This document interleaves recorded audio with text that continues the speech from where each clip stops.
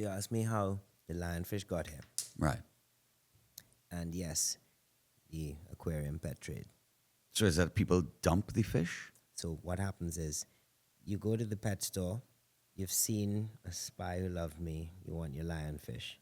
And you get your lionfish, you come back home, you put it in the community aquarium, and then all of a sudden you realize that it's eating all of the other fish. So eventually you get rid of your lionfish so that you can have a community aquarium again. And you throw it in the ocean, flush it down the toilet. When was this?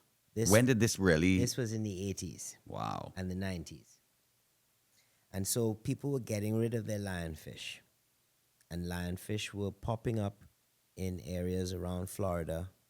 They went as far north on the eastern seaboard as the Carolinas. Right. Right? And they've actually gone as far south as Brazil. They're basically kept within this area because it's tropical or semi-tropical temperature. Yeah. They won't go any further north or south because of temperature. But even though lionfish were popping up all around the coast of Florida, eastern seaboard of the United States, there was no big issue with an invasion. And then Hurricane Andrew. 1992. That's right. August 24th. There you go. 1992. I know that by heart. Wow. Because I was there. Wow. I lived through Hurricane Andrew. Word. As in, I was in South Florida. So this is gonna resonate with you. Tell me. On a very deep level, because what happened was during Hurricane Andrew, the Miami Seaquarium, their lionfish exhibit was destroyed. Wow. And all of the lionfish that were in that exhibit, like 1,000 lionfish, something like that, emptied into the Bay of Biscayne. Right. Yes. And they can trace the genetic signature of modern day invasive alien lionfish in the tropical Atlantic to 3 or 4 individuals that were housed in that facility. Yeah. Wow. So this was a catalyst. Other lionfish were already in the territorial waters of Florida, and as I said, up the eastern seaboard to an extent. But then when all of these lionfish emptied into the Bay of Biscayne en masse, that's when the invasion really got going. Wow. So it's a I mean, you could call it a man-made disaster, but it is a man-made It took disaster. the catalyst of a hurricane. True. Yeah. Exactly. And the thing is, most invasions from alien species are because of humans in some way or another, but sometimes it's because of a natural disaster.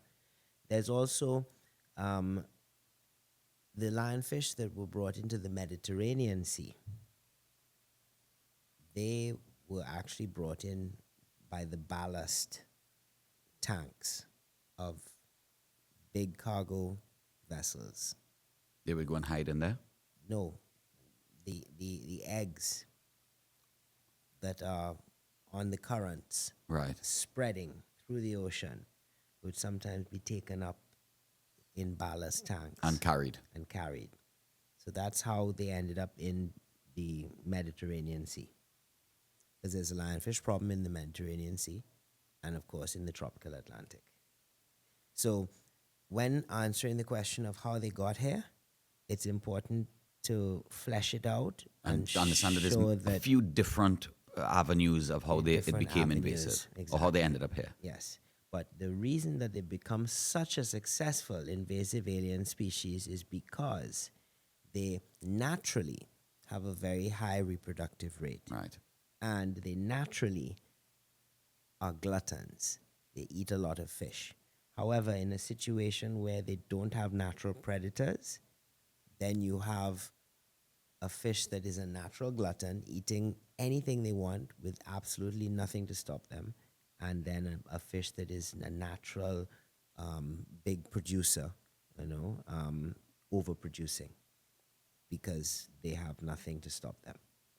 So that's really why the perfect storm was created, and that's why they became the most successful invasive alien species that we have ever encountered.